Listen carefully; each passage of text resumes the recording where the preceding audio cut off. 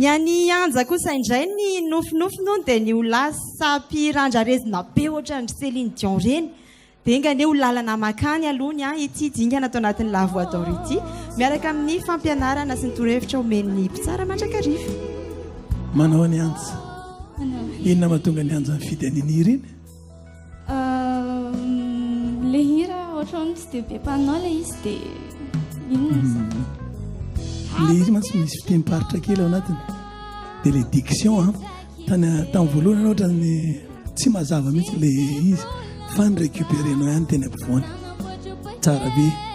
fa mila calme tsara efa mira hita hoe somary frustré kely ianao somary misy tahotra kely normal be zany fa toizy fa tsara le izy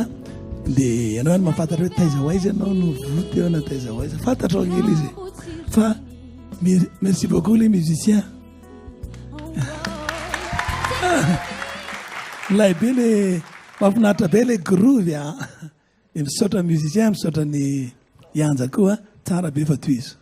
Ok, merci Yanja.